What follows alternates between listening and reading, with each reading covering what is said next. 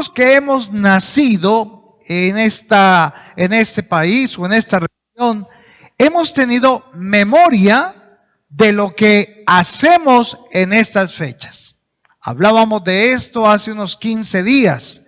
Y yo sé que así como acá, en muchas partes del mundo, estamos en estas fechas celebrando muchas cosas. Pero nos gusta diciembre, no podemos negarlo. Nos gusta las luces, nos gusta la armonía, nos gusta la natilla. Eso está bien. O sea, nosotros no somos religiosos, sino que estamos abiertos a tener un corazón dispuesto para Dios. Amén. Y celebramos la Navidad cada año. ¿Recuerdan ustedes cuando pequeños como nosotros nos gustaba que llegara diciembre? Porque queríamos ver el pesebre, porque queríamos colocar las ovejitas en el pesebre. Queríamos ver cómo la familia se reunía. ¿Qué es entonces realmente lo que se celebra en diciembre? ¿Qué es lo que celebramos realmente? ¿Qué es la Navidad? No vamos a ir en contra de la Navidad, sino hagámoslo como tiene que ser. ¿Cuántos nacimos de nuevo? ¿Cierto? Conocemos a Cristo. Hemos recibido a Jesús en nuestro corazón. ¿Seguimos haciendo lo mismo? Yo te pregunto, ¿tus hijos ya conocen realmente la verdad? ¿O sencillamente le sigues escondiendo cosas solamente para que él se sienta más como emocionado para que llegue diciembre y entonces, ay mami, y las luces y los bombillos y el arbolito y ya este pequeñito, no, hay que ponerlo más grande? Y él también está creyendo lo que tú has creído, o ha habido algún cambio ahora como hijo de Dios. ¿Cómo verá Dios nuestra manera de celebrar esas fechas? Por un momento piense. Está usted allá con la familia y allí está Dios mirándolo. ¿Qué estamos haciendo? ¿Será que Dios se alegra cuando llega diciembre? Porque, mis hijos están preparando la fiesta, la celebración. ¿No deberíamos mejor nosotros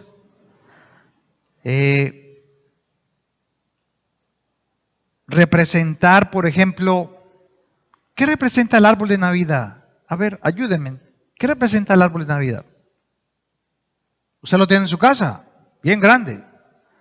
¿Qué representa?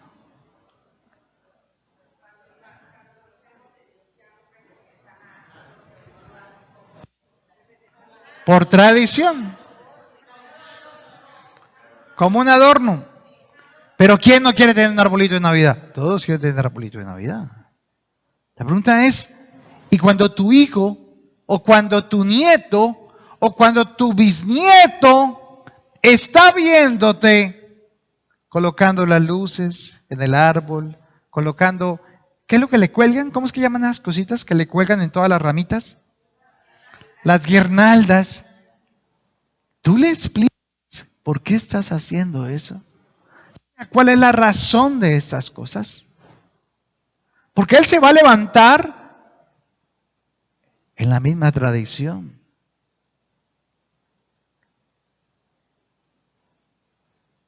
¿Qué representan las luces en el árbol? ¿Por qué las luces en casa? ¿Por qué los bombillitos afuera en el patio? ¿Y los regalos debajo del árbol? ¿Por algún momento usted ha pensado qué significan? Bueno, vamos a coger todo esto y vamos a mirar qué dice la Biblia con respecto a lo que se presume que estamos celebrando. ¿Qué es? El nacimiento de Jesús. Vamos entonces a mirar lo primero antes de buscar Lucas capítulo 1, versículo 26 al 31. Lucas capítulo 1, versículo 26 al 31. Que según la sabiduría griega, porque en la antigüedad la sabiduría griega era una sabiduría humana, pero era lo más sabio que había en ese momento. Según la sabiduría griega, el mundo o la historia del mundo se desarrolla en ciclos o en círculos. O sea, que pasa un año y se repite. Pasa un año y se repite. Pasa un año y se repite. Como el reloj. Pasan las horas y vuelve otra vez. Y comienza un nuevo ¿qué? Ciclo. Y así rápidamente lo llevamos también a nuestras vidas y aceptamos y reconocemos que sí, que la vida son ciclos. Vuelve otro año que vuelve y otro que se va. Un año que viene y otro se nos va. ¿Cierto? La canción de diciembre. Ok. Pero, ¿sabe una cosa? La Biblia no trabaja de manera cíclica. Dios es un Dios cronológico. Es un Dios que se da a conocer y Él tiene un propósito. Dios no trabaja a ver qué le doy este año a estos muchachos, a ver qué le doy este otro año, a ver qué le voy a dar este año. Imagínense Jesús el 31 de diciembre preparándose, a ver, ¿qué hago el otro año? ¿Qué hago el otro año? No, Dios no trabaja de esa manera. Él no trabaja cíclicamente, sino que Dios trabaja en forma recta. Él aquí creó los cielos y la tierra. Tiene un propósito y ¿qué pasa? Y va en pos de ese propósito y lo va a cumplir. Él no está repitiendo los ciclos de su propósito. Y, por ejemplo, los judíos seguían por el calendario lunar o solar. Lunar. ¿Y nosotros? ¿Por qué? Porque el mundo no lo dice así. ¿Pero qué están haciendo los judíos? ¿Sabe qué están haciendo los judíos el 15 de septiembre? El 15 de septiembre celebran una fiesta, la fiesta de Rosh Hashanah. Así se llama, Rosh Hashanah o Rosh Hashanah. La fiesta de Rosh Hashanah, que significa la conmemoración de la creación del mundo. Cada 15 de septiembre, que es en ellos el mes de Tishri, que es el primer día del mes de Tishri, celebran la conmemoración de la creación que Dios hizo cuando creó todas las cosas. ¿Sabía eso? Y para ellos no estamos en el 2023. Los judíos van en el 5783. Calculando pues, faltando los 1000 de antes del diluvio, porque ahí pues se perdió la información, pero por lo menos desde Noé, ellos vienen con el cálculo y están en el 5703. Y aparte de eso, la Biblia, mis hermanos, no son cuentos, no son mitos, no son leyendas, son la narración de los hechos y los acontecimientos de la historia que Dios ha hecho con la humanidad. Para eso es que el Señor nos regala 70, 80 años. Aquí de pronto hay algunos colados de 90 y de 100 años, pero para eso es que nos da el Señor los años, para conocer su historia, su cronología y cómo Él de una forma inductiva nos enseña para que conozcamos bien la verdad y la verdad nos haga ¿qué? Libres. Vaya a Lucas capítulo 1, versículo 26 y vamos a ver entonces cómo fue realmente que nació Jesús. Por lo menos para que le cuente a sus nietos, si sus hijos ya están muy grandes.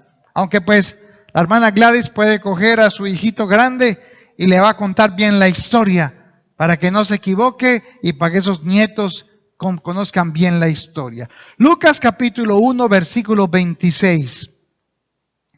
Dice que al sexto mes, el ángel Gabriel fue enviado por Dios a una ciudad de Galilea llamada Nazaret, a una virgen desposada con un varón que se llamaba José, de la casa de David. Y el nombre de la virgen, ¿cómo era? María. Dice el versículo 28. Y entrando el ángel donde ella estaba, le dijo: salve, muy favorecida, el Señor es contigo, bendita tú eres entre las mujeres. Mas ella, cuando le vio, se turbó por sus palabras y pensaba: ¿qué salutación sería esta? Entonces el ángel le dijo: María, no temas, porque has hallado gracia delante de Dios.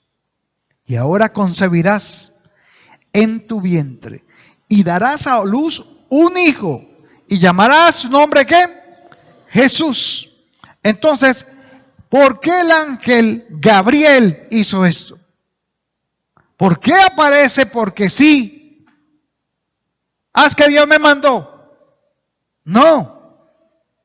Si bien el ángel está obedeciendo una orden de Dios, esa orden, ¿cuándo fue dada?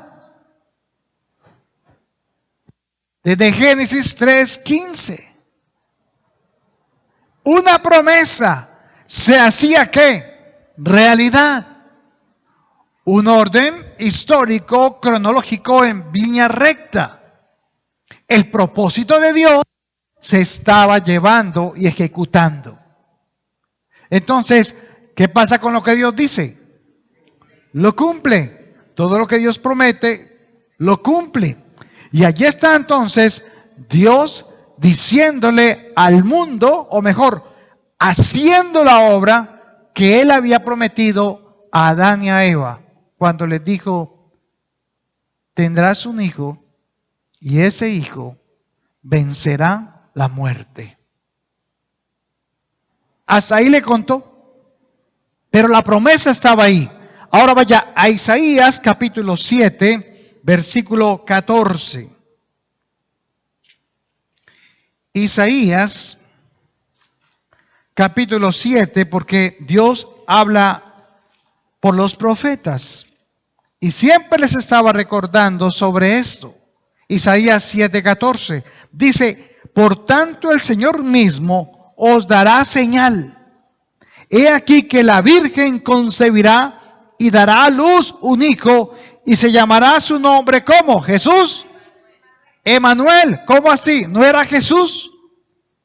Entonces, ¿por qué le colocó el ángel Gabriel el nombre de Jesús?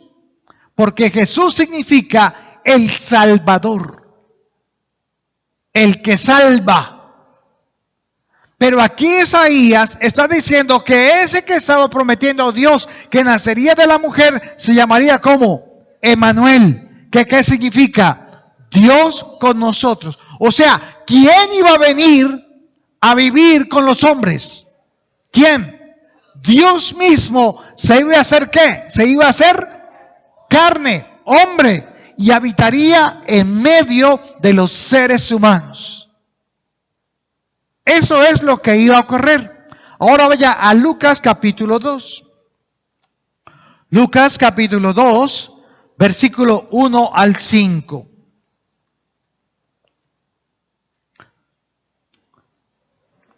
Lucas capítulo 2, versículo 1 al 5. Ahora vamos a mirar el marco histórico de cómo fue ese nacimiento de Jesús. Ese fue el marco profético. Ahora vamos al marco histórico. Lucas 2, 1 al 5. Mire cómo dice. Estoy leyendo la Reina Valera. Aconteció en aquellos días que se promulgó un edicto de parte de Augusto César, que todo el mundo fuese empadronado. Este primer censo se hizo siendo Cirenio gobernador de Siria. E iban todos para ser empadronados, cada uno a su ciudad.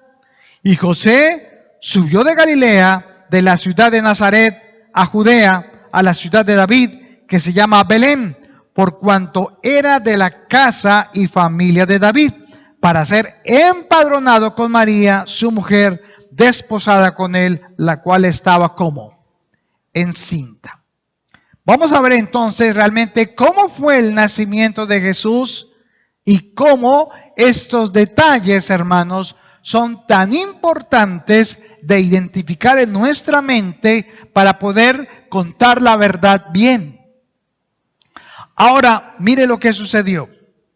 Este empadronamiento, dice en el versículo 2, este primer censo, era para que fueran empadronados. En otras palabras, todos los que habían sido originarios de una ciudad tenían que volver a ella para poder ser registrados o censados. Recordemos que en ese momento, ¿quién es el emperador? Augusto César, del imperio ¿qué? Romano. O sea, el mundo en ese momento estaba dirigido por Augusto César, por el imperio romano que albergó casi el mundo entero. Pero este empadronamiento se llevaba a cabo cada 14 años. Cada 14 años la gente tenía que volver a su ciudad de origen, donde estuviera, tenían que volver para ser registrados. Entonces, Augusto era emperador de Roma, Cirenio era gobernador de Siria y Herodes, no el grande, no, Herodes era el gobernador de Judea. Era el edomita, descendiente de Saúl, recuerdan que habíamos hablado de él. Así entonces, este edicto de parte de Augusto César no fue porque sí, ni fue casualidad, ni fue porque habían pasado ya 14 años, sino porque Dios en su sabiduría y soberanía ya había desde antes de la fundación del mundo preparado todo para que allí estuvieran José y María. Dios no prepara, no tiene planes. Él ya desde antemano ha preparado todo. No es casualidad que tú vengas acá, no es casualidad que hayas nacido en ese tiempo. Tú no eres una casualidad. ¿Por qué no naciste en el tiempo de, no sé, de hace 100 años? ¿Por qué ahora? ¿Por qué José y María en ese momento? Bueno, así se daba cumplimiento a la profecía que estaba ya escrita y que Dios iba, a medida que pasaba la historia, iba dando pautas. Mire Génesis capítulo 49, versículo 10. Creo que nunca ha escuchado usted esa profecía. Génesis capítulo 49, versículo 10. Aquí está Jacob, el hijo de Isaac, el hijo de Abraham. Y Jacob está a punto de morir y llama a sus hijos para darle la bendición a cada uno de ellos. Y empieza por el Espíritu Santo a profetizar a cada uno de sus hijos lo que iba a acontecer para ellos y lo que pasaría en un futuro. Y en el 49:10 lanza esta profecía y dice: no será quitado el cetro de Judá, o sea, el trono, ni el legislador de entre sus pies hasta que venga Silo. ¿Cómo dice en la otra versión? ¿Hasta que venga quién? Aquel a quien le pertenece. Él estaba lanzando una profecía que tal vez en el momento no entendían. Pero él estaba diciendo que ese legislador que iba a haber cuando viniera Shiloh, al que le pertenecía el trono verdaderamente, tendría que ser uno. Y en este caso fue el legislador Augusto César, el emperador. Entonces está diciendo que el cetro de Judá, o sea, el trono de la ciudad, de su reino, no será quitado ni el legislador de entre sus pies. O sea, que cuando viniera Selah, ¿quién era Selah? Bueno, Selah, o mejor, Shiloh, significa en hebreo aquel de quien es o a quien le pertenece. Entonces, ¿a quién le pertenecía el cetro de Judá?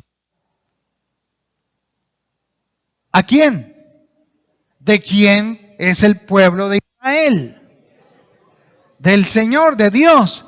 ¿Y quién venía a nacer? Jesús, Emmanuel, Dios con nosotros. Por lo tanto, mientras estuviera el legislador, vendría también ¿quién? Jesús, Shiloh, que le pertenecía ese cetro. Y Jacob, así de esta manera, estaba profetizando con una señal cómo sería cuando Shiloh, el Mesías, el Cristo, el Salvador, viniese. O sea, que cuando Jesús viniera, iba a estar sobre un imperialismo, sobre una opresión, bajo una legislatura. En este caso, fue el Imperio Romano. Y el empadronamiento, hermanos, fue usado por Dios para cumplir esta promesa. Así que no hay nada que a Dios se le escape de sus manos. La voluntad de Dios es buena, agradable y perfecta. Nada se le escapa de la voluntad de Dios en tu vida. Tú crees que te has equivocado. Tal vez hasta María y José, pero ¿y cómo? O tal vez los mismos sacerdotes y levitas. No, pues mientras estemos bajo ese imperio, no va a poder venir el Mesías. Habrían muchas cosas, aún en su propia vida, que usted dirá, bueno, pero tal vez con esta situación, con este problema económico, con esa falta con esa circunstancia familiar, pues bueno, como que no es el tiempo. ¿Sabe? El tiempo es de Dios. El crono de Dios es perfecto. Lo que para el hombre es imposible, para Dios es posible. Váyale a 1 Corintios 1:27. Primera carta a los Corintios, capítulo 1, versículo 27. Y aquí es donde empieza uno a entender un poco más la manera en que hablaba Pablo. Y dice el 27, sino que lo necio del mundo escogió Dios para avergonzar a los sabios, según la carne, ni muchos poderosos, ni muchos nobles. Dice acá el 27, escogió Dios para avergonzar a los sabios, y lo débil del mundo escogió Dios para avergonzar a lo fuerte. O sea, mientras estaba aquí el Imperio Romano con Augusto César, con el que controlaba todo el mundo, internamente, de una manera sencilla, humilde, Dios estaba trayendo su promesa al mundo. ¿Sabe? José y María vivían en Nazaret, en una provincia de Galilea, y tenían que trasladarse por el empadronamiento 120 kilómetros. O sea, tuvieron que salir de la casa a irse a otra parte, donde no conocían a nadie, 120 kilómetros, o sea, es un viaje aproximadamente de 3 a 4 días. Y en burro. Y como estaba ya del embarazo. Oh, tenía 9 meses.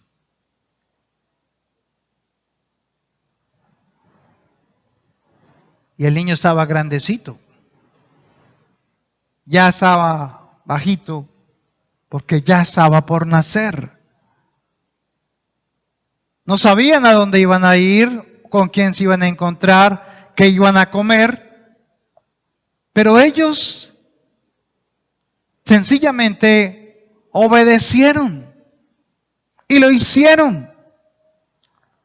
Pero como todas las personas a causa del censo tenían que ver a esa ciudad, y era allí, en Belén de Judá, donde también fue nacido el rey David. Entonces vamos a mirar los detalles. Ellos tienen que viajar de Nazaret a Belén, porque casualmente ellos también nacieron en la casa de David, el rey David, donde David llevó precisamente el arca del pacto, donde le hizo fiesta y todo, porque era allí donde se disfrutaba la presencia del Señor. Y era allí, en Belén de Judá, una pequeña ciudad, no muy grande, pero que tenía 3000 años de antigüedad. Esa ciudad apareció desde cuando Abraham fue a Canaán, y donde estuvo allí, y sus habitantes eran conocidos como Belén de Efrata. Belén de Efrata. En la antigüedad, esa ciudad se llamaba Efrata, y a los de Belén se le llamaban efratianos. Y vamos a ver entonces en Miqueas capítulo 5 que Dios seguía hablando a sus hijos por medio de los profetas. Miqueas capítulo 5, versículos 2 y 3. Miqueas capítulo 5, versículos 2 y 3. Mire lo que profetizó Miqueas. Dice, pero tú, Belén Efrata, esto fue 650 años antes de Cristo, pequeña para estar entre las familias de Judá, de ti me saldrá el que será el Señor en Israel, y sus salidas son desde el principio, desde los tiempos, desde los días de la eternidad. Pero los dejará hasta el tiempo que dé a luz la que ha de dar a luz, y el resto de sus hermanos se volverá con los hijos de Israel. ¿Qué está entonces profetizando Miqueas 650 años antes de Cristo? Pues que allí van a ser ¿quién? Jesús, el Salvador, Emmanuel con nosotros. Estaba profetizándoles nuevamente lo que ya Dios había dicho desde la antigüedad. Así que los judíos sabían, los sacerdotes sabían, los levitas sabían, todos conocían estas profecías. Vamos a mirar los nombres que acabamos de leer. Primero, Belén. ¿Qué significa Belén? Belén significa agradecimiento, dar gracias, alabar. Eso es Belén. Eso significa. O sea, que Belén sería el lugar donde se le daría ¿qué? Alabanza a Dios por el cumplimiento de su promesa. También está la palabra Nazaret. ¿Sabe qué significa la palabra Nazaret? Retoño, vástago, rama. Entonces, por allá en Isaías dice que se levantará la raíz de David. Está hablando de un retoño. Entonces, Nazaret, ¿qué significa? Retoño, vástago. Y dice que será concebido un vástago. ¿En dónde fue concebido el vástago, el retoño, la raíz de Judá? En Nazaret.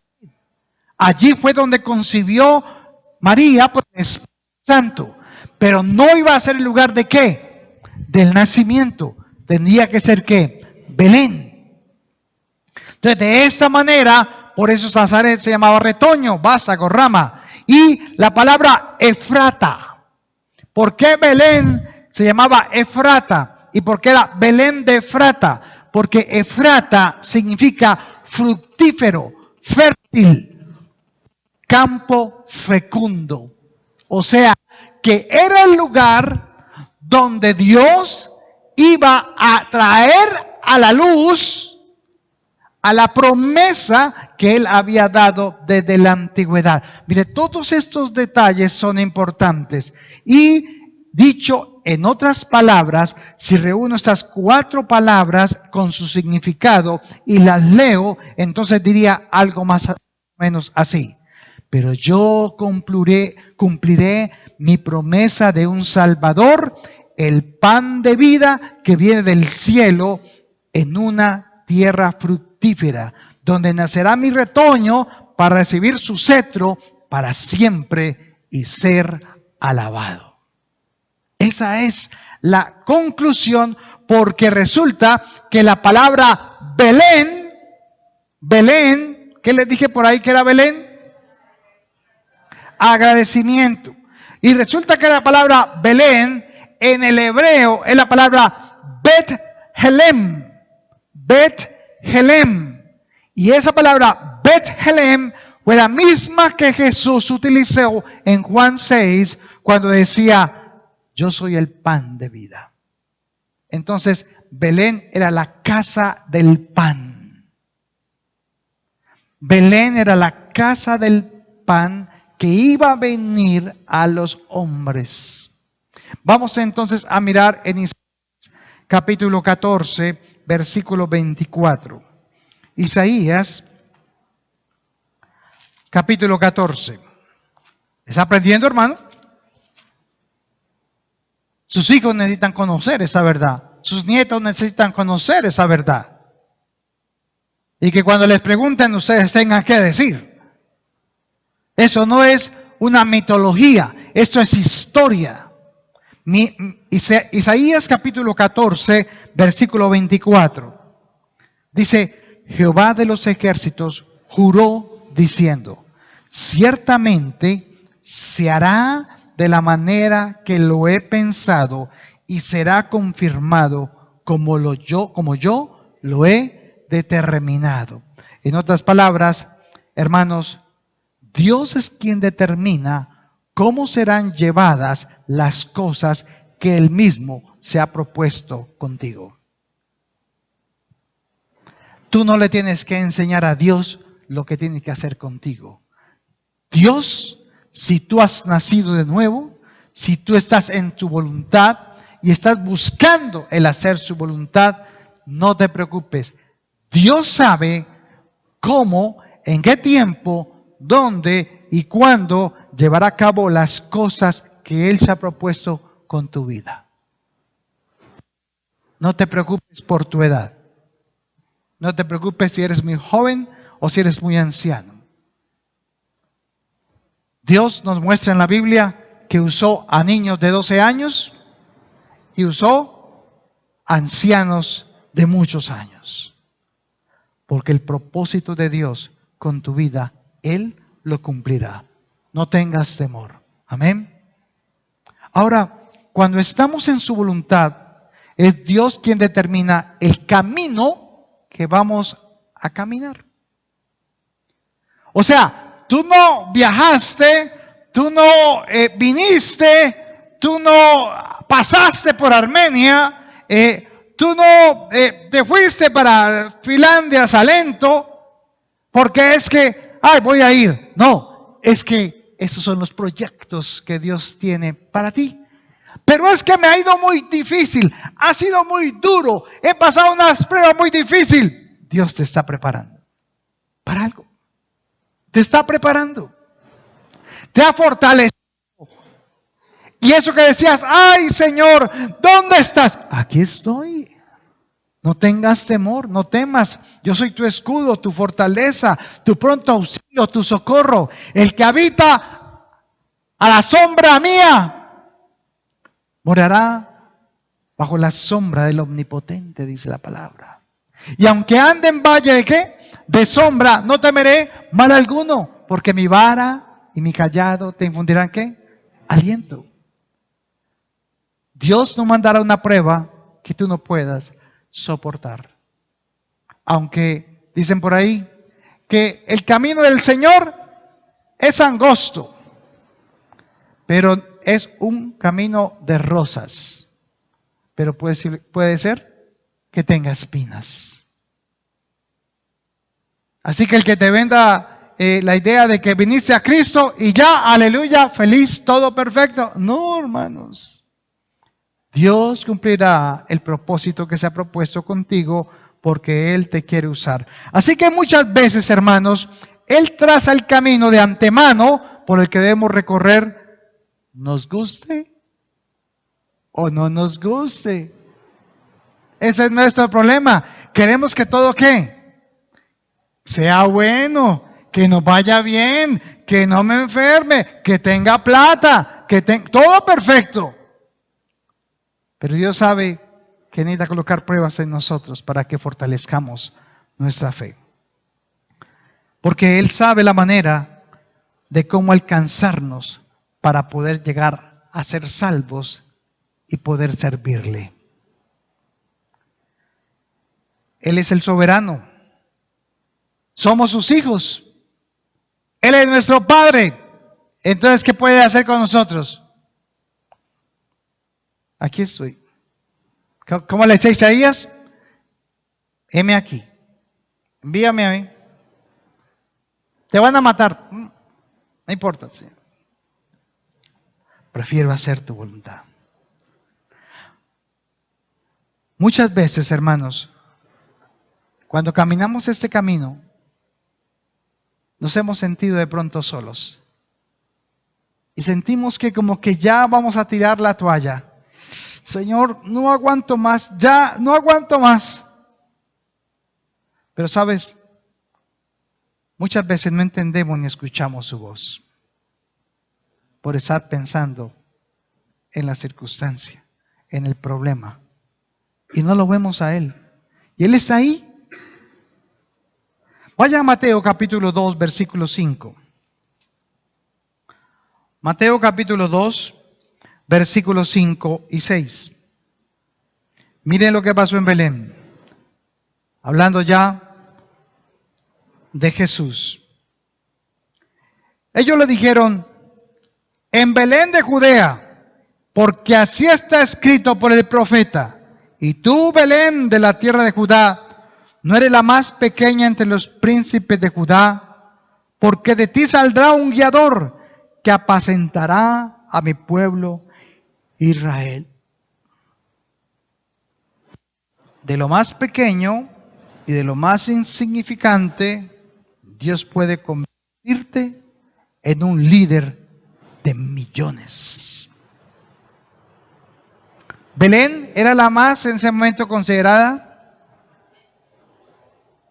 Nadie quería ir a Belén. No valía la pena. ¿Será que lo comparamos? Bueno, Armenia dicen que es un buen vividero. Pero no hay qué. No hay plata, no hay trabajo. Pero todo el mundo quiere venirse para acá a vivir. Belén era algo así. No tenía ninguna clase en ese momento de comercio ni nada de eso. No era muy importante. Y dice acá entonces que ellos, los que iban a visitar a Jesús, sabían que en Belén de Judea estaba escrito que nacería el Salvador. Herodes no lo sabía, pero habló con ellos. Digo, uy, qué bueno. Avíseme entonces dónde es. y yo también voy. Realmente lo que quiso fue matarlo. Vaya a Juan capítulo 7, versículo 40. Juan capítulo 7, versículo 40. Mire cómo dice acá, del 40 al 43. Entonces algunos de la multitud, oyendo esas palabras, decían, oyendo a Jesús, verdaderamente este es el profeta. Mire, ellos escuchaban hablar a Jesús y este verdaderamente es. Y otros decían, este es el Cristo. Pero algunos decían, ¿de Galilea ha de venir el Cristo? Y seguían diciendo, ¿no dice la Escritura que del linaje de David y de la aldea de Belén, de donde era David, ha de venir el Cristo? Y hubo entonces disensión entre la gente a causa de él. Y algunos de ellos querían prenderle, pero ninguno le... Ellos sabían que venía de Belén, pero era tan insignificante Belén que decían, ¿algo bueno saldrá de Belén? Yo no creo. Otros decían, no, es el Cristo. Sí, y otros no. O sea, que hubo disensión. Y hermanos, les tengo que decir algo. Uno sabe allá afuera que tú estás decidido a creerle a Dios. Y has decidido seguir al Señor, leer su palabra y hacer su voluntad. Y muchos empiezan a escuchar hablar y ellos dicen, ¿y a ese qué le pasa? ¿Ese no era de las parrandas? ¿No era el de las bullas y el de las salidas y los paseos y cuanta cosa en el mundo hacían? Era el primero que estaba ahí. Y ellos se preguntan entre ellos mismos, oiga, pero ¿cómo ha cambiado? ¿Cómo ha cambiado ese hombre o esa mujer? Y el otro dice, ese sigue siendo el mismo. Y empiezan a minar y a menosvaler, y algunos hermanos en la fe alcanzan a escuchar esto y lo que hacen es que se sienten como que, no, qué pena, no, y no sienten esto tan grande que Dios nos ha dado, que es la salvación. Y más bien se frustran o se quedan como en el anonimato. ¿Cuántos de los que los reúnen o los que los rodean a ustedes saben que tú eres un hombre de Dios, que eres una mujer de Dios, del Señor, que eres una mujer de oración, un hombre de oración, de intercesión? ¿Cuántos alrededor?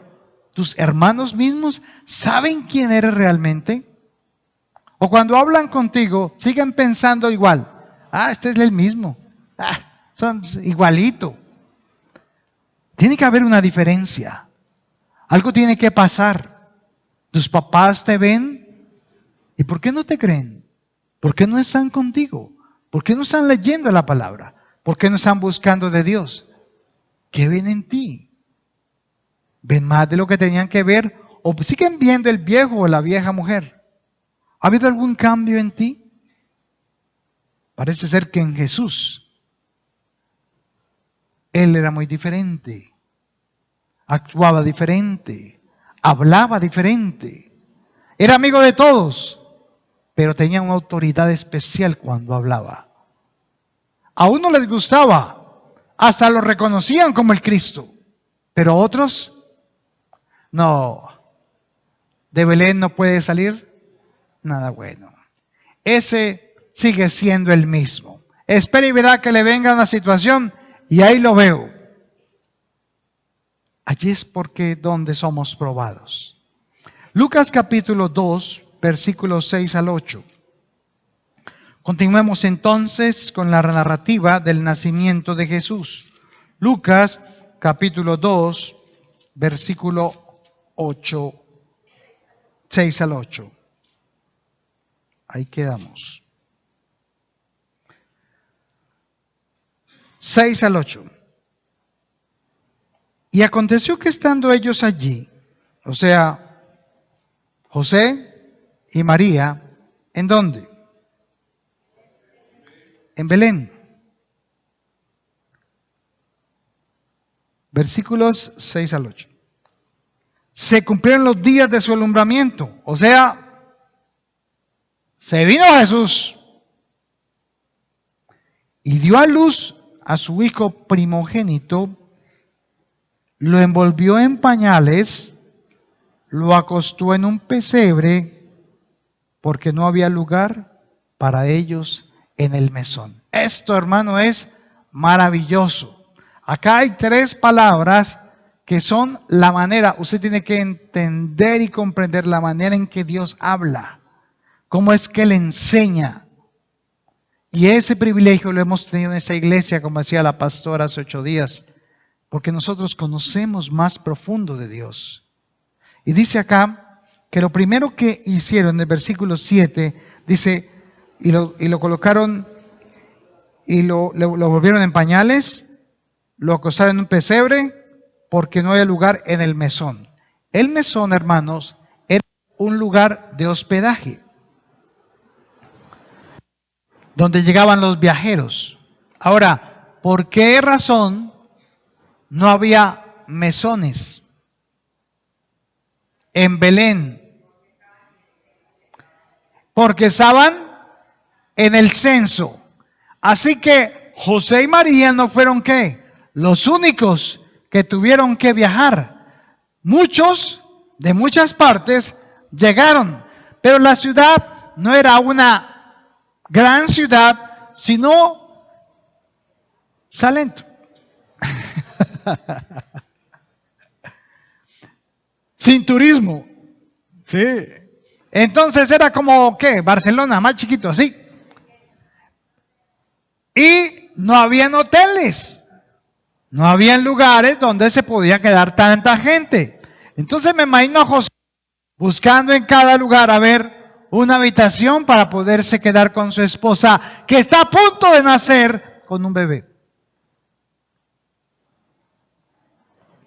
Llevan 120 kilómetros recorridos. Han caminado creo que unos 3 o 4 días para poder llegar. El sol, todo esto. Y ella con ese chino ahí ya colgando que se le salía. Pero no era chino. Japonés. Venía ese bebé allí. Y no encuentra dónde poner a su esposa. ¿Eran José y María gente especial, adinerada? ¿Eran gente de la realeza, con el superapellido? No, eran un par de personas corrientes, humildes, sin reconocimientos, sin títulos, pero justos delante de Dios. Justos. Dios los veía justos. Un hombre que a sus 6 meses de embarazo dice la mujer, estoy en embarazo. Mío no es.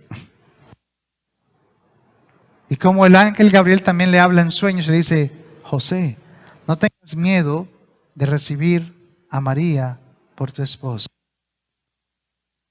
Lo que hay en su vientre del Espíritu Santo es.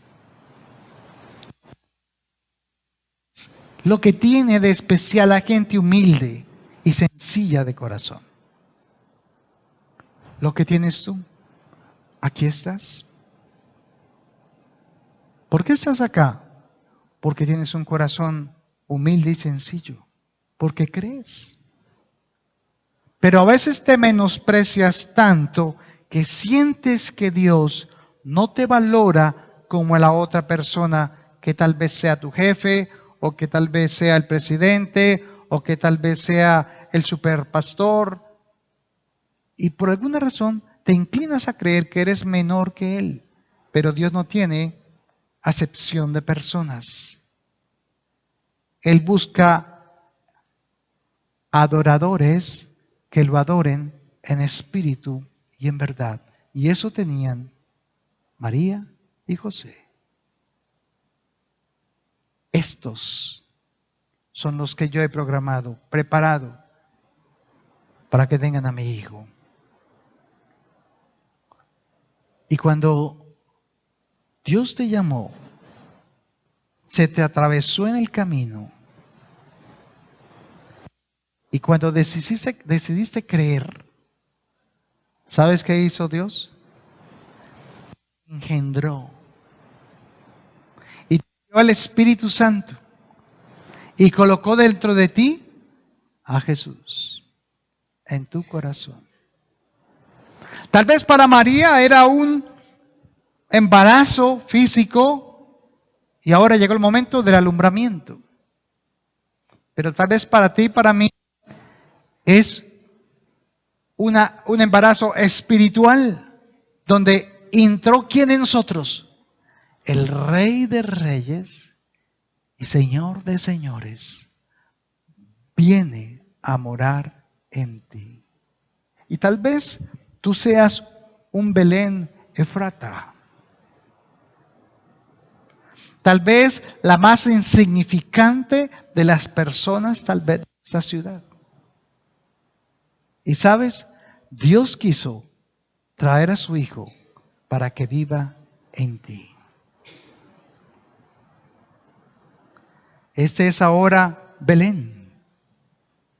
Este es ahora el tabernáculo donde Jesús viene a vivir en tu corazón. ¿Cómo está tu Belén? ¿Hay mesón para Jesús en él? ¿Hay lugar? ¿Hay cabida para que Él venga y pueda alumbrar? Porque tal vez esté en embarazo. Tal vez no ha nacido Jesús en tu corazón. Dios ya lo puso, pero tal vez ahora todavía no ha habido alumbramiento. ¿Ya alumbró Jesús en ti? El lugar no tenía hospedajes. No había porque la ciudad estaba llena de los viajeros. Pero allí había un lugar que Dios había preparado de antes de la fundación del mundo. Y habían pasado ya unos 4,000 años y Dios tenía un lugar especial para su Hijo. Dice aquí que lo envolvió en el nacimiento en pañales y lo acostó ¿dónde? En un pesebre. Entonces usted ha creído que el pesebre es ¿cómo se llama eso? La maqueta que hacemos en diciembre, ¿cierto? En la que nos íbamos a cantar, ¿no? Las nanitas nanas. Entonces le llamamos pesebre ¿a qué? Pues ese es el ¿qué? El pesebre. No, eso no es pesebre. ¿Qué es el pesebre? El establo. Donde llegó Jesús, ¿cierto? No, tampoco es el establo. Porque la palabra pesebre, mis hermanos, es la palabra artesa. ¿Sabe qué es una artesa? A ver, ¿qué es una artesa? Es una taza, es un cajón. Es un cajón de madera.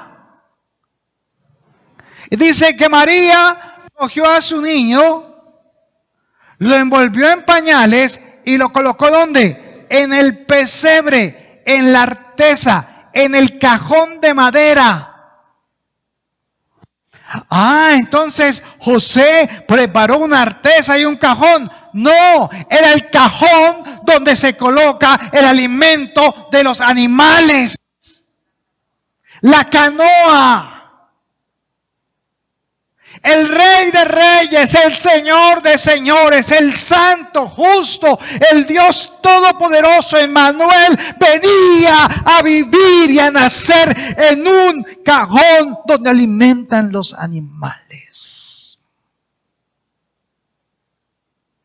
Esa es la humildad de nuestro Dios. Esa es la ternura, pero también la sencillez.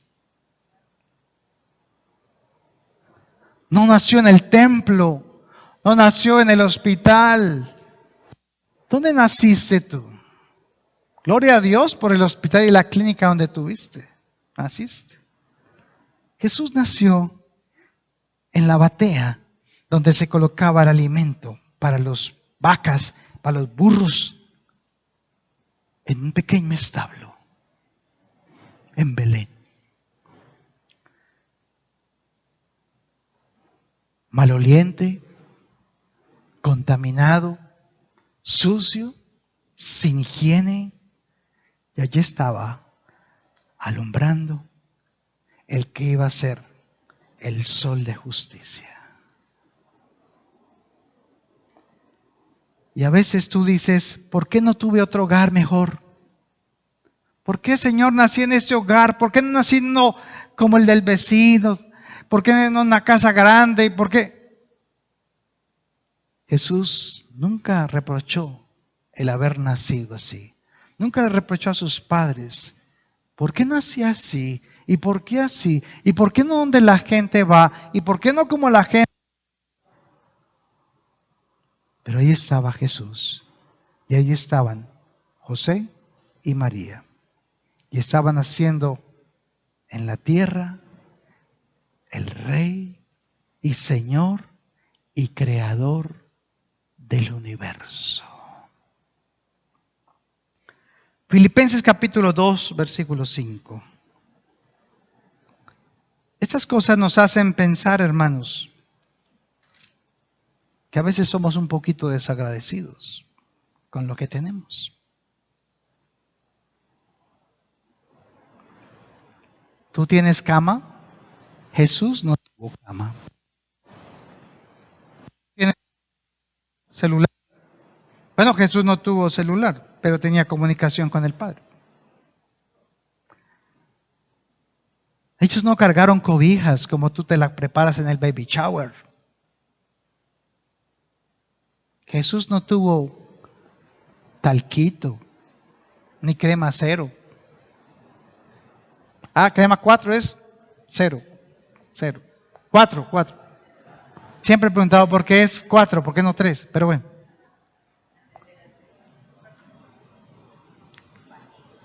No habían pañitos húmedos.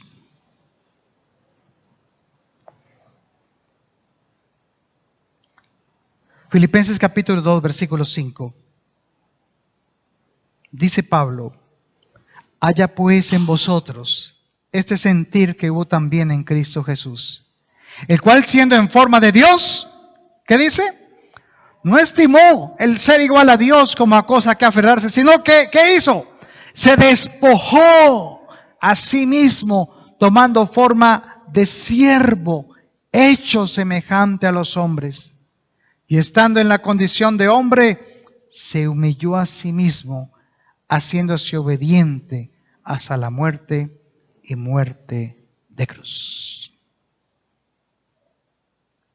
¿Cómo fue la vida de Jesús? No cambia. Desde que nació hasta que murió, era el mismo. Un hombre humilde, sencillo, con buen conocimiento, con buena sabiduría y con una relación perfecta con el Padre. Pero estaba naciendo en un cajón. Mucha atención con eso. En el cajón, en la canoa, como dice la hermana, se colocaba el alimento. ¿Para quién? Para los animales. O sea que los animales venían ¿a qué? A comer ahí.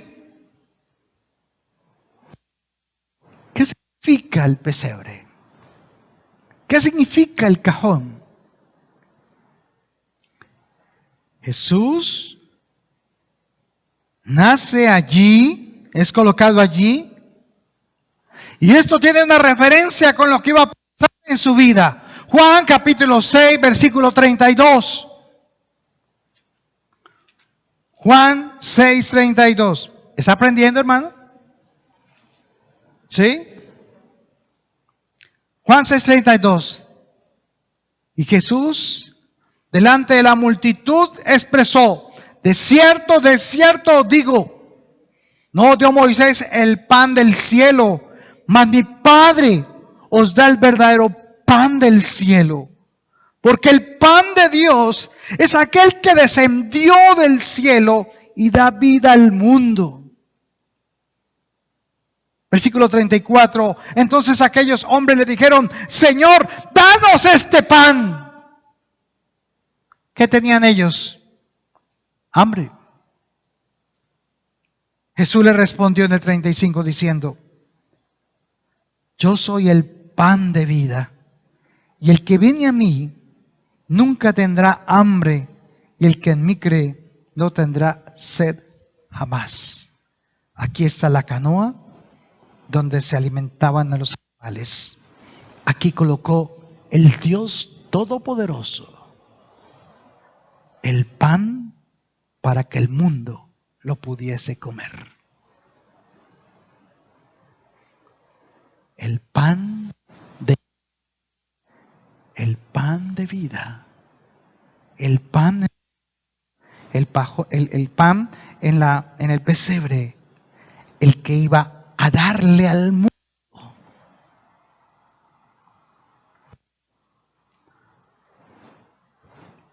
Versículo 35. Yo soy el pan de vida, y el que a mí viene nunca tendrá hambre, y el que en mí cree no tendrá sed jamás. Jesús expresó también y dijo: yo he venido para darles vida, y vida en abundancia. Allí, en ese pesebre, en ese cajón, estaba el pan del poderoso para ti y para mí. Qué hermoso, ¿verdad? Pero lo hermoso es que cuando lo colocan en el cajón, en el pesebre, cuando Él es el pan de vida,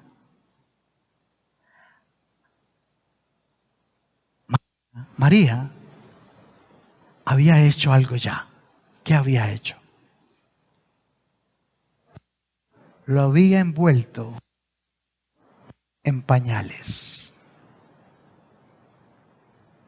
Mire la manera, en esta forma tan sencilla, de mostrar Dios el espectáculo más impresionante de toda la creación. María lo vistió y le puso pañales. ¿Y eso qué tiene que ver, hermano? Resulta que uno leyendo por ahí encuentra que era un pañal para los hebreos. Yo no lo sabía. El pañal que se coloca a los niños recién nacidos era un pañal de lino fino. Porque la piel era muy... Y el pañal tenía que estar limpio y era de lino fino. Entonces, no es que lo colocaban en un pañalito, no fue un calzoncillo, es que lo envolvió completamente en el pañal.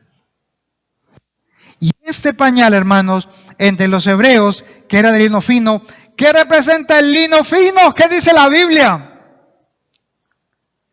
¿Qué? Bueno, vamos a mirar. El lino representa la justicia de Dios. ¿Cómo le parece? O sea, que de lo primero que es vestido Jesús es de la justicia de Dios para ser el pan de vida para el mundo. Así era como Dios estaba presentando el espectáculo más grande de su promesa. Malaquías capítulo 4, versículo 2. Malaquías. Ya a usted se le perdió el libro, la Malaquías ya se le embolató. Pero no está ahí terminando antes de empezar Mateo. Malaquías capítulo 4, versículo 2. Miremos qué dice. Mas a vosotros, los que teméis mi nombre, nacerá el sol de justicia y en sus alas traerá salvación. Y saldréis y saltaréis como becerros de la manada. Aleluya. Entonces, ¿qué estaba trayendo Dios al mundo? Su sol de justicia. ¿Quién es Jesús? El sol de justicia. ¿Por qué? Porque fue revestido desde su nacimiento de la justicia de Dios. En otras palabras, Dios le estaba diciendo al mundo, aquí les entrego lo que más amo y el que me representa como yo creo que tiene que ser. Este representa mi justicia. Él es justo ante ustedes. Traigo mi propio, yo Dios, el mismo, yo soy el que soy. Está delante de ustedes. Él soy yo. Él es la imagen del Dios invisible. Es el primogénito de la creación. Él es el soberano sobre la tierra. Él es el Rey de reyes y Señor de señores. Él es quien me representa. Él es mi propia imagen. Eso es lo que estaba diciendo Dios. Y esto es tan hermoso. Y los que lo reciban, y los que lo acepten, y los que quieran creer.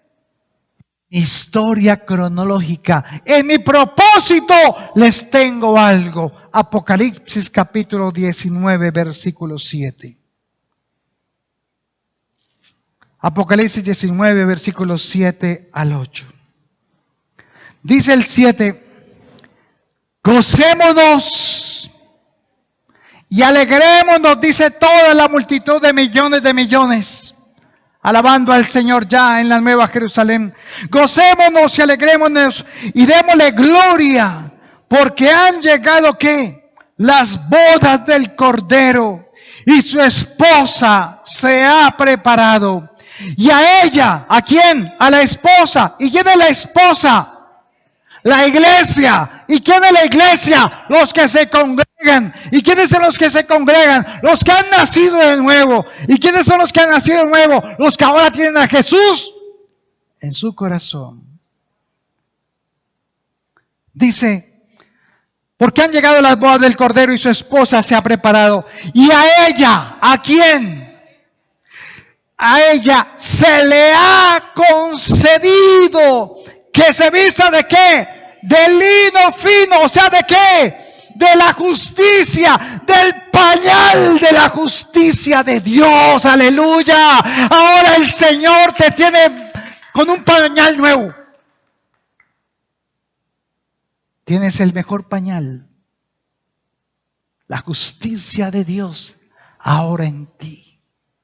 Y sigue diciendo, de lino fino, limpio y resplandeciente, porque el lino fino son las acciones justas de los santos. Aleluya. Dios te ve como santo, justo, perfecto, aunque el mundo te diga que no vales nada.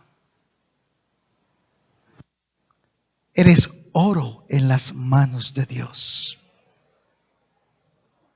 Él te amó de tal manera que dio ¿a quién? A su Hijo, para que todo aquel que en Él cree no se pierda, mas tenga vida eterna. Terminemos con Lucas capítulo 2, versículo 8. ¿Está aprendiendo, hermano? Aleluya. Lucas capítulo 2, versículo 8 al 10. Y habían pastores en la misma región que velaban y guardaban las vigilias de la noche sobre su rebaño. Y aquí se les presentó un ángel del Señor y la gloria del Señor los rodeó del resplandor y tuvieron gran temor aquellos pastores. Pero el ángel, en este caso Gabriel, les dijo: no temáis, porque he aquí os doy nuevas de gran gozo que será para todo el pueblo, que os ha nacido hoy en la ciudad de David un Salvador, que es Cristo el Señor. Esto os servirá de señal: hallaréis al niño envuelto en pañales, acostado en un pesebre. Y repentinamente apareció con él ángel, una multitud de las huestes celestiales que alababan a Dios y decían: gloria a Dios en las alturas y en la tierra paz, buena voluntad para los hombres. Y sucedió que cuando los ángeles se fueron de ellos al cielo, los pastores se dijeron unos a otros: pasemos pues hasta Belén y veamos esto que ha sucedido y que el Señor nos ha manifestado. Y vinieron pues apresuradamente y hallaron a María y a José y al niño acostado en el pesebre. Y al verlo, dieron a conocer lo que les había dicho acerca del niño. Y todos los que los oyeron se maravillaron de lo que los pastores les decían. Pero María guardaba estas cosas, meditando en su corazón. Y volvieron los pastores glorificando, alabando a Dios por todas las cosas que había oído y visto, como se les había dicho. ¿A quién se le presentó Gabriel? A los pastores. ¿Dónde estaban los pastores? En el campo, en las vigilias de la noche, que eran 4. Desde las 6 a las 9, de las 9 a las 12, de las 12 a las 3 y de las 3 a las 6. Estaban en las vigilias de la noche, o sea que ya mínimo habían pasado 2 vigilias, o sea que fue casi a las 12 de la noche. Pero vamos a mirar estos detalles. ¿No había templo? Sí. En Jerusalén había templo. ¿Y el servicio de los sacerdotes era cada cuánto? 24 horas. ¿Había sumo sacerdote? Sí. ¿Habían muchos sacerdotes? Sí. Pero Dios no mandó al ángel al templo, sino a los pastores que estaban pastoreando en el campo. Los pastores eran considerados personas no gratas, porque olían feo, olían a chivo, a cabra, a oveja, y estaban sudados y en el campo, en tierra, cuidando sus ovejas. Su trabajo más fuerte era en las noches, en las vigilias de la noche, porque tenían que cuidar al rebaño ¿de qué? De los lobos, de los animales salvajes. Y tienen que estar ¿qué? Despiertos y preparados. El hecho de oler mal o estar sucios de sus animales no representaba para nada su carácter. Los cuales eran humildes. ¿Cómo atendieron al ángel? ¿Cómo hablaron con el ángel? ¿Qué hicieron con lo que el ángel les dijo? Corrieron y contaron ¿qué? Las buenas nuevas. Entonces eran humildes, sencillos, amables, trabajadores, vigilantes y valientes al defender su rebaño. Velaban y guardaban, estaban atentos a cumplir sus tiempos de cuidar los que les habían colocado. Así, si los pastores estaban afuera en vigilia, eso significa algo, que no estaban en invierno. O sea que no era diciembre, era septiembre. No fue en invierno, fue en otoño. Así que el invierno es con nieve y con precipitaciones en Israel. Si así fuera, entonces no podían estar los pastores pastoreando afuera. Estarían en los establos guardados. Pero estaban en las vigilias de la noche, en el campo. O sea, no era invierno como tal. Eso significa entonces que los cálculos matemáticos y climáticos, teniendo en conocimiento de su primo Juan el Bautista, ¿recuerdan? Posiblemente Jesús nació el 15 de septiembre, el día de celebración del Rosh Hashanah, la creación del mundo. No hay nada casualidad en la Biblia, ¿verdad? Cómo se van uniendo poco a poco los hilos.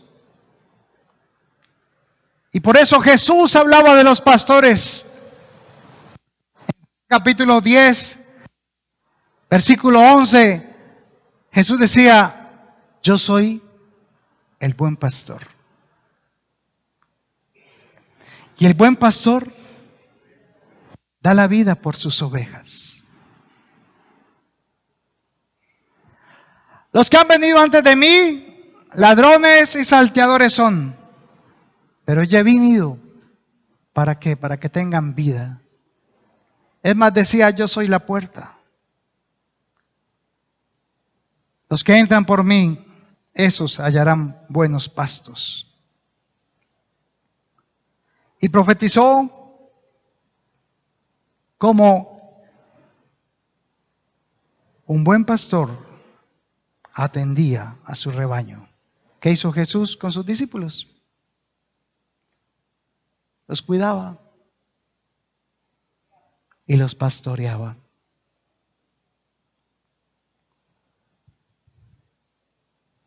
Tal vez ese ahora sea el tabernáculo.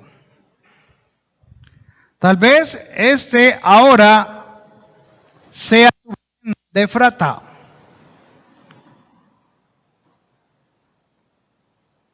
Pero allí tiene que haber un pastor.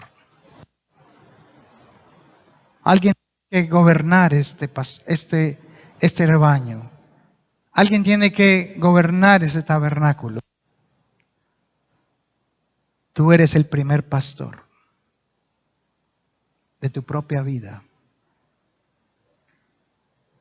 Jesús vive ahora en ti. Y Él te quiere preparar con el Espíritu Santo para ser ¿qué? El mejor pastor. El pastor en tu casa, Javier. ¿Quién es? ¿Tú? El pastor en tu casa, John. El pastor Sergio, en tu casa, ¿quién es? ¿La pastora? El pastor. Henry. ¿Cuántos pastores hay acá? Entonces, ¿qué hacemos, pastor? No tengo marido. Ah, Jorge Iván. ¿Quién es el pastor de su casa? El buen pastor da la vida por sus ovejas. Te están entregando un hogar, Javier. Dios lo que quiere es que actúes como pastor en tu hogar. ¿Por qué fallan los hogares? ¿Por qué se divorcian las parejas? Porque el hombre no está pastoreando a su hogar, está trayendo la comida. La responsabilidad ya se la asumió hace rato, hermano. Pero el pastorado hay que aprenderlo. Y usted tiene al pastor de pastores que le dice, yo te quiero enseñar. Él es un maestro para enseñarnos a ser buenos pastores. ¿Y qué hace el pastor? ¿Qué hicieron los pastores? Salieron a contarle ¿qué? a todo el mundo lo que el ángel les había dicho. Y dice que se regocijaron y cantaron de alegría y se maravillaban los pastores de lo que habían visto. Pero termino diciendo esto. Mire el versículo, termino acá, donde dice, versículo 15. 13 mejor. Y repentinamente apareció el ángel, ¿qué? ¿Qué dice ahí? Una multitud de huestes celestiales. Un momento. Una hueste pueden ser 1000 o 10,000, 7,000. ¿Y cuántas huestes dice ahí? Multitud de huestes. Miles de ángeles se volvieron corpóreos, iluminaron el cielo, y estos pastores están viéndose en el severo acontecimiento, y ellos están gritando y están diciendo: gloria a Dios en las alturas. Ellos están diciendo: gloria a Dios en las alturas. ¿Esto qué significa? ¿Por qué están diciendo gloria a Dios en las alturas? ¿Cuál es la razón? Gloria a Dios en las alturas. La mayor gloria para Dios, que ha cumplido por los siglos de los siglos su promesa por los hombres, y ha traído en un cajón el pan de vida, porque ha nacido el Salvador, el que iba a gobernar el mundo, y Dios lo está cumpliendo. Gloria al Rey. Ellos podían y estar viendo como en un palco de honor el cumplimiento cronológico de la historia que Dios había puesto en su propósito. Y aleluya, gloria a Dios en los cielos. ¿Se imagina la fiesta de esos ángeles? Que se les permitía por primera vez ser etéreos, poderse ver y poder glorificar. ¿Se imagina cómo fue ese cántico? A ver, hagámoslo todos nosotros juntos. Hagámoslo. A ver, ¿cómo diríamos? Leamos el versículo 14. A la 1, a las 2 y a las 3. Gloria a Dios en las alturas, y en la tierra paz, buena voluntad para con los hombres. ¡Oh! No se quedó solamente arriba en la gloria a Dios, sino que hubo algo. ¿Qué fue lo que pasó? Dijeron: en la tierra, en el cielo gloria, y en la tierra paz. Paz a los hombres humildes.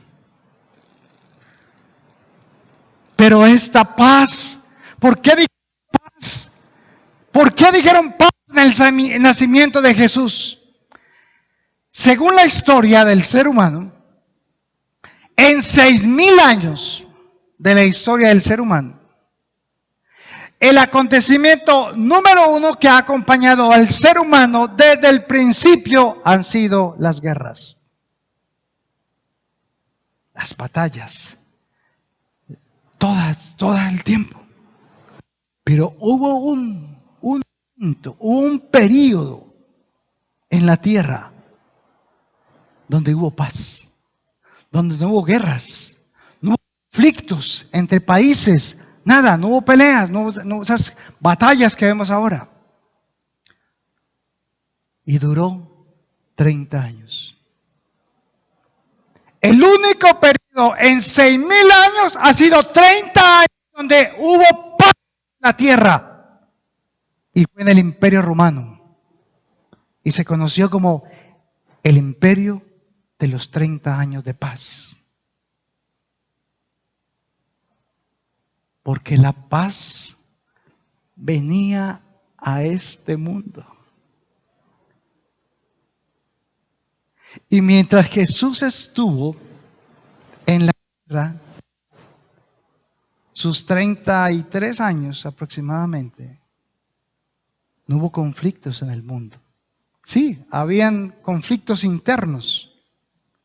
Estaban bajo el Imperio Romano, pero no hubo estas guerras. Entonces, ¿qué dijeron los ángeles? Y paz en la tierra. ¿Saben que la palabra paz en hebreo es la palabra eirene? Significa unir dos cosas separadas. ¿Cómo estaba el hombre de Dios? Y la paz de Dios, que sobrepasa todo entendimiento, guardará sus corazones en Cristo Jesús. ¿Quién era la paz? Jesús. Mi paz os dejo, mi paz os doy. No como el mundo la da, sino como yo la doy. La paz de Dios venía a este mundo. Porque estábamos en enemistad con Dios. Y si usted lee, no leamos más. ¿Cuándo leamos ese? Romanos 6:23 para terminar. Para no volverlos a ver hasta el próximo año. Romanos 6:23. Porque la paga del pecado es muerte, mas la dádiva de Dios es vida eterna en Cristo Jesús. Hermanos,